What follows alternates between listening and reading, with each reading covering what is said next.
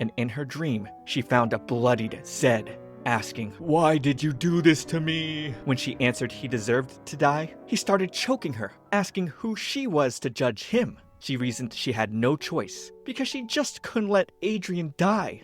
And even if she went through the same situation, her decision wouldn't change. She'd do it all again. After smacking him out with a shovel, she told him that if he ever showed up in her dream again, she'd kill him. Oop, but now she felt bad. She didn't mean to kill him twice. She slowly woke up to Adrian calling her name and jolted right up. He caressed her face. Seeing as she had a bad dream, he uttered, "You poor thing." Hilda was so caught off guard. She tried to get away by saying it was time for his medicine, but he already took it and had a table full of sweets to give her instead. He prepared all her favorite, but with her seeing meat cake, sardine apple pie, meat macarons, and meat fruit punch, she wondered who in the world made such high-quality garbage. You'd go to hell messing with good food. Oh wait, he's the devil. She wondered if he was warning her that if she slipped up, she'd be made into crappy meat dishes like this. Or was he telling her to make more offerings like Zed?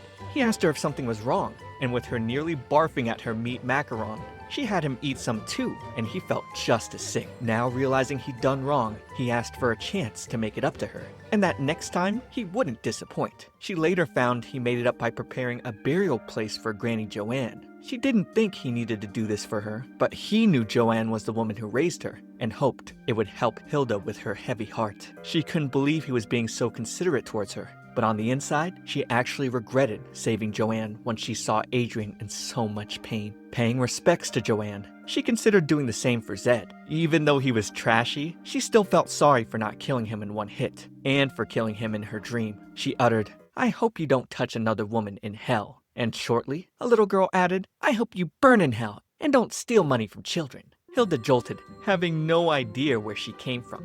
Little Rosie, with the evil attribute, excitedly rambled that it was good she did some errands for Joanne when she was a baby. She knew exactly who Hilda was, and wanted to know if there was any work she wanted done. Hilda wasn't too keen to take on child labor, causing Rosie to pout, claiming she heard about Hilda from Caden and Grover, who were still recovering from the stabbings. Hilda was relieved to hear they were still alive. Rosie bragged about her abilities. She could do more than Caden and Grover, and go anywhere without being spotted.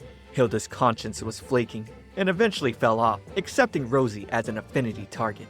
She was a little taken aback, seeing she could assign Rosie to handle so many different murderous tasks. And hearing Rosie giggle about how excited she was, Hilda could feel the madness from her eyes.